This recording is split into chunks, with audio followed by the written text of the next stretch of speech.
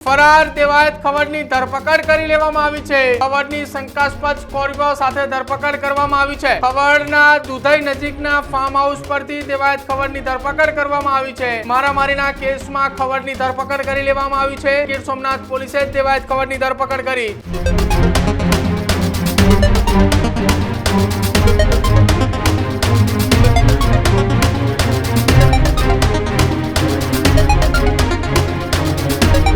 નમસ્કાર, આપ જોઈ રહ્યા છો ન્યૂઝ રૂમ ને આપની સાથે હું છું પ્રદીપ। સમાચારે દેવાયત ખવડને લઈને સામે આવી રહ્યા છે કે જ્યાં ફરાર દેવાયત ખવડની ધરપકડ થઈ ચૂકી છે।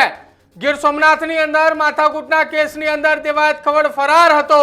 એ દેવાયત ખવડની ધરપકડ હવે દુધઈના એટલે કે સુરેન્દ્રનગર જિલ્લાના મૂળી તાલુકાના દુધઈ ખાતેથી તેની ધરપકડ કરી લેવામાં આવી હોવાના સમાચાર સામે આવી રહ્યા છે।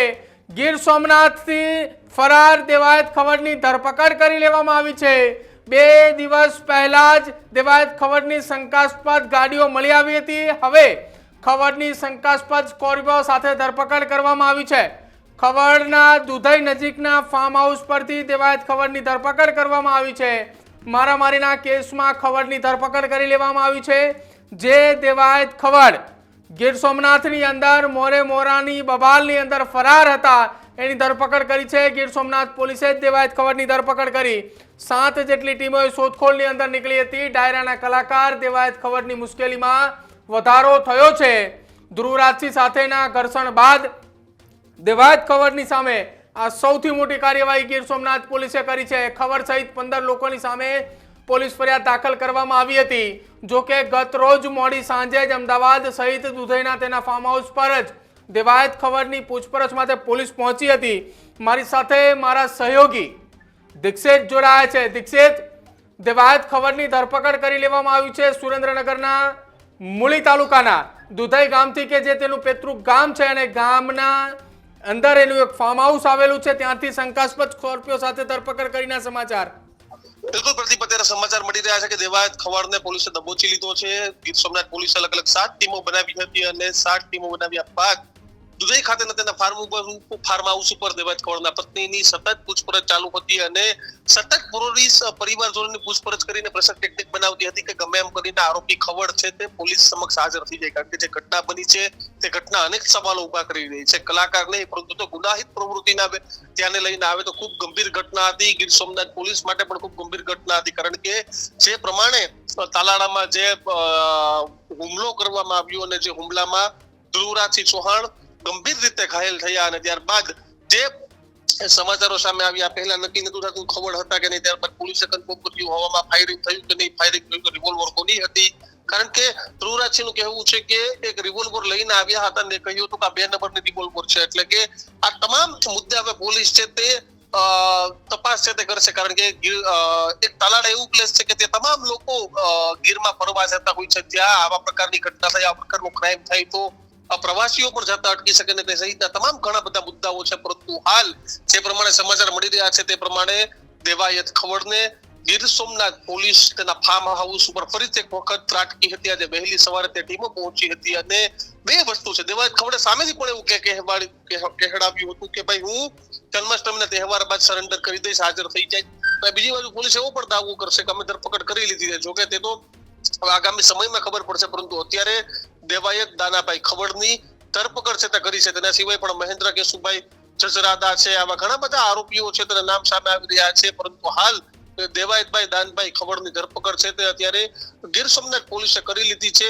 અશોકભાઈ ગોબરભાઈ ધોકડિયા છે, આવા 15 જેટલા અલગ અલગ નામ હતા, પરંતુ જેમ જેમ આરોપીનો નામ સામે આવી રહ્યા છે, મહેન્દ્રભાઈ જજરાદા છે, એટલે ઘણા બધા અજાણ્યા શખ્સો વિરુદ્ધ પણ ધ્રુવરાજસિંહ ફરિયાદ છે તે નોંધાવી હતી। ત્યારે પ્રદીપ, હવે જોવાનું એ રહેશે કે કેવા પ્રકારની કાર્યવાહી છે તે થાય છે। હાલ ધરપકડ છે તે થઈ ગઈ છે।